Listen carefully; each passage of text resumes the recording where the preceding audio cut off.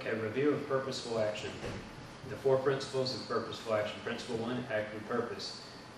The results should serve others. We should understand the present state that we're starting from and understand the intent, that is the outcome of the actions that we're going to take. I'll come back to this principle because that is the main principle that govern this project in a future slide.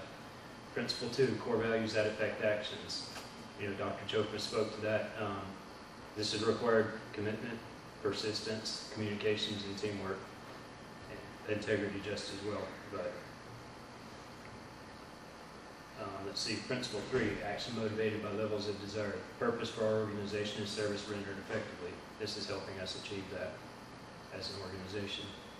Principle 4, progress is affected by the actions of others. Vision must be shared by others in the organization. One of the earlier parts of this project was to sell this to others in the organization, and we did that. We wrote up a proposal showing the 12 steps for purposeful action and what each of the steps entailed, and then that was presented to my management, and they basically said, yes, go ahead with it. Journey affected by the changes of environment and actions of other archetypes. This project has evolved into something that is bigger than it started because the actions of others, change of environment has been other people working on other processes and wanting to form a bigger team to carry this throughout the research and development department, not just firmware. Okay, the 12 steps for purposeful action will be presented subsequently as the project approached. Okay, this is the more detailed part of principle 1, act with purpose, serves others. This is what we were the people that we were hoping to serve with these improved processes. Customers are served through improved quality. Customers are involved earlier in design and review, gives us frequent feedback. Increased visibility of project status to planners and managers. Employees are served through improved training because it makes it easier to present them with information on what it is that they're supposed to do. Shareholders are served through maintained earnings. This helps us maintain our ISO 9000 compliance. Understanding the present state. This is where we're starting from. The processes are misleading to employees because they're obsolete right now.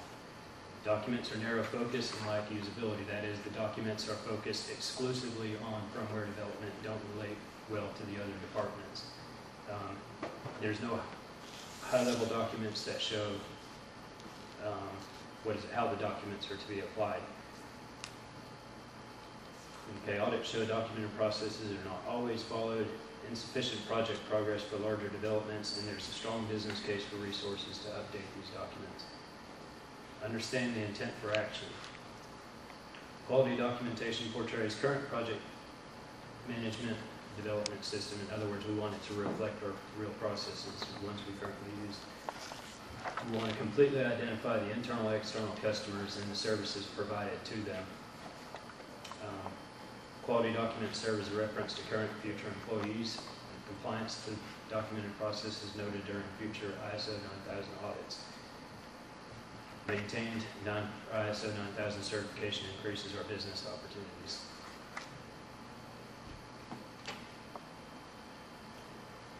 Okay, this is applying the principles of purposeful action. First phase of purposeful action, introspection. This is recognition of the need for updated quality procedures. This has been stated in background information, problem definition, and earlier slides. Extrospection. This is realizing the business case for this effort. The business case is stated in the background information and problem definition as well. Commitments demonstrated on the part of the organization by formulation of a plan for action and the company's allocation of resources to execute this project. Okay, the second phase for purposeful action. Goals, the non-deliverable results targeted by our actions. Update quality procedures to include agile development processes. Increase completeness scope, firmware development, quality procedures. Brian? Yeah. Maybe you can just go through the main bullets instead of the detailed bullets. Okay, I can do that. Okay. Have major non-deliverable results targeted by the action. I spelled out the deliverable results targeted by the action, and additional results that are expected. And those are the goals of the project. Step 5, strategy. this is an important step here. You can read a couple of minutes. Yeah, okay. The success depends upon the involvement of firmware development team leaders, department manager, research development manager, and quality manager involved in the updating of quality documents. It relies on contribution to process revision through draft document review and feedback. We'll show some of that later on. Timing was an important part of this consideration because we are relatively newly acquired by Carrier, and they are starting to look to implement some of their process within automated logic. So this created the environment for backing and buy-in. Okay, and step 6 is the plan. These are basically the specific items that, the timeline, the checkpoints of this project.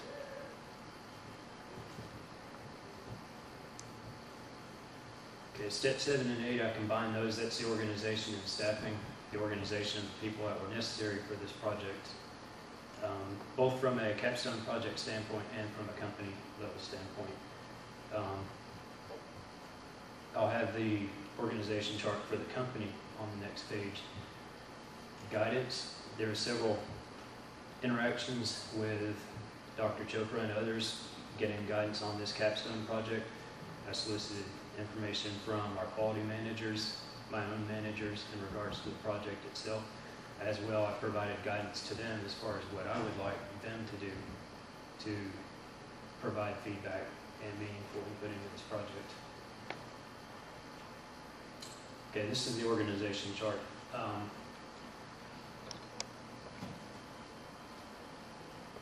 I'm at this level and have a small team of firmware developers working with me.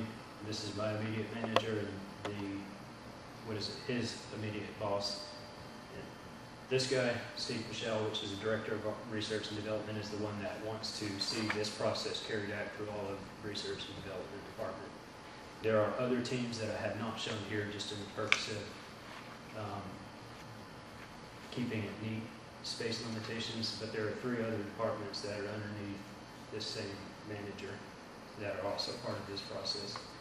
And then we have a quality manager that is providing heavy input into the improvement of our process documentation. Okay, the third phase of purposeful action, assessment. We'll see examples of the assessment later on in this presentation. It's basically feedback of documents that I'd edited and forwarded or sent out specifically to solicit feedback. And I received that, and I'll present some of that later on. As a result of this assessment, we'll return to earlier phases of the 12 steps for purposeful action, and that will be reflected in conclusions and recommendations of this project.